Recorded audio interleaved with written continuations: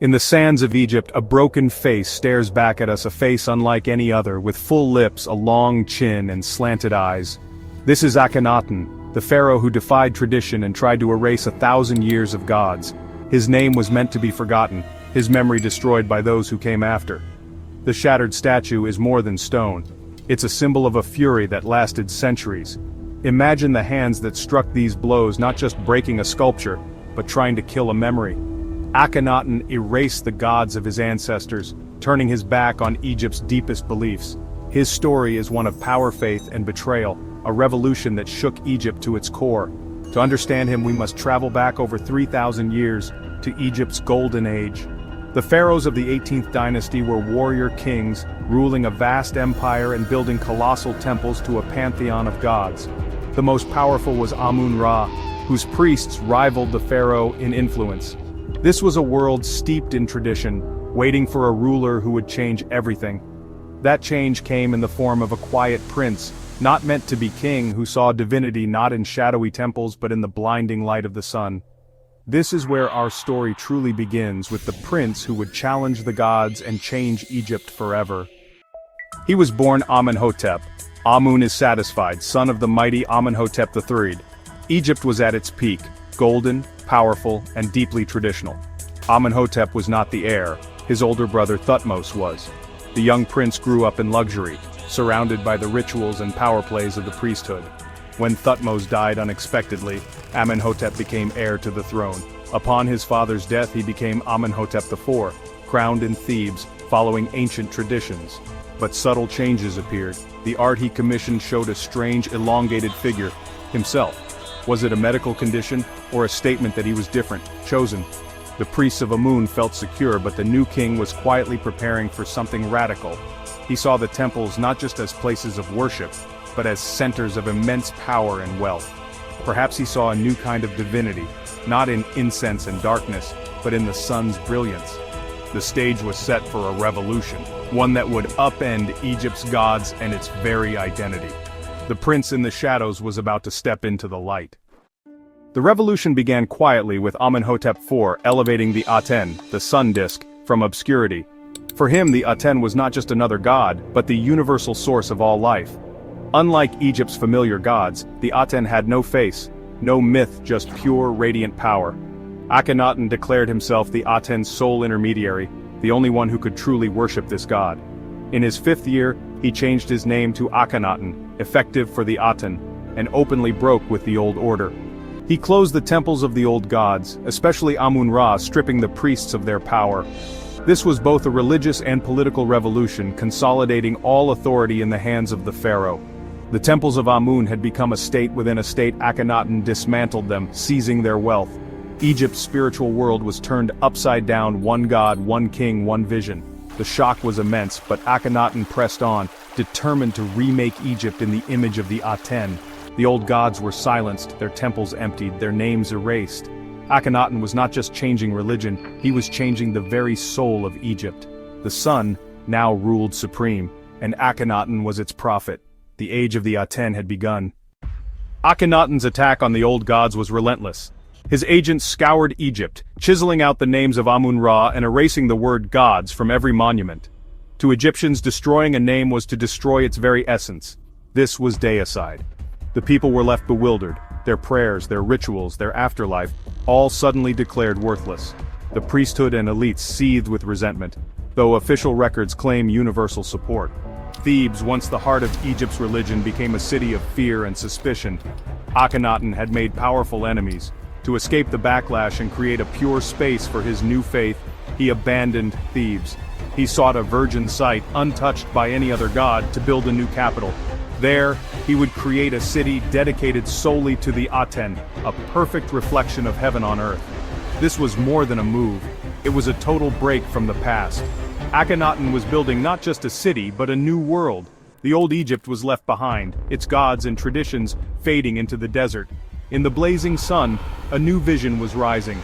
The heresy was no longer just an idea, it was becoming reality. Egypt would never be the same. Akhenaten found his sacred site, a crescent bay on the Nile's east bank, untouched by any god. He marked its boundaries with great stelae, swearing never to leave. The city was called Akhenaten, Horizon of the Aten, now known as Amarna. Built at astonishing speed, it was open to the sky, its temples roofless to let in the sun.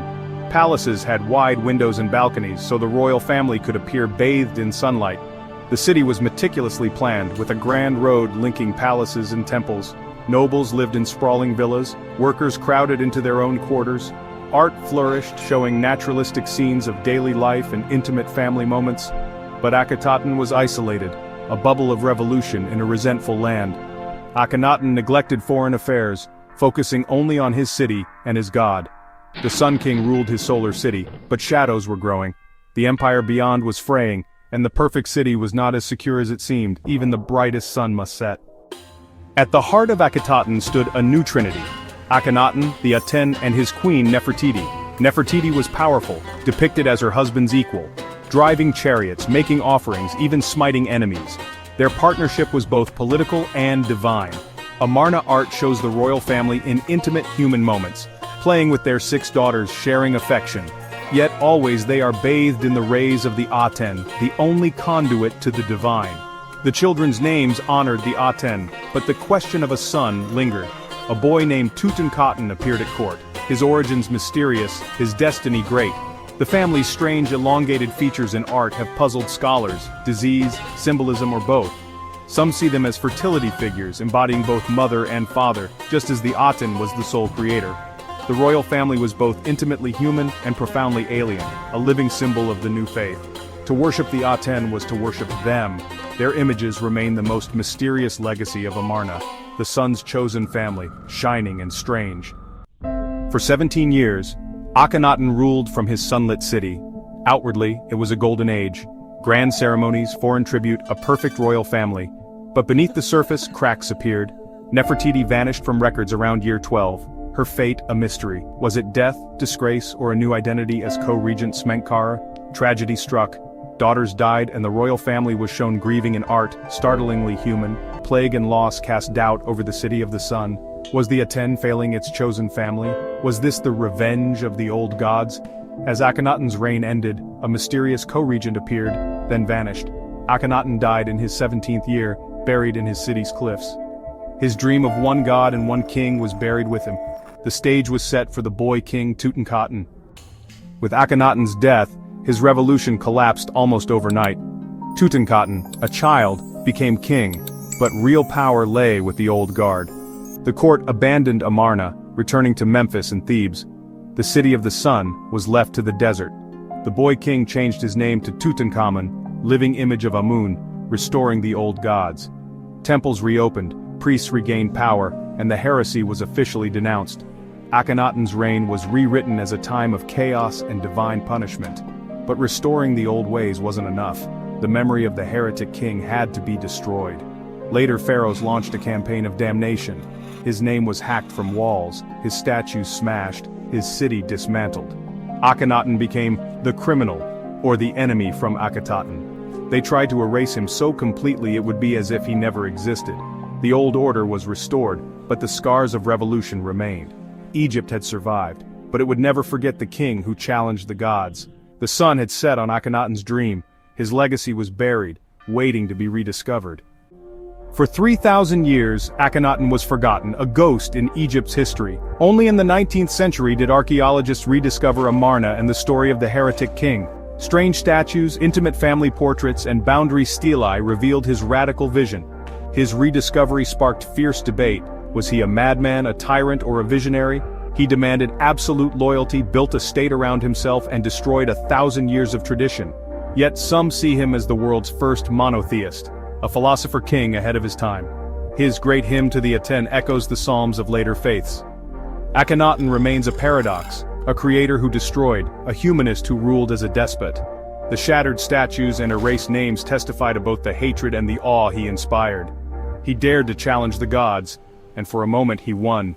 The king who stepped into the sun remains Egypt's greatest enigma.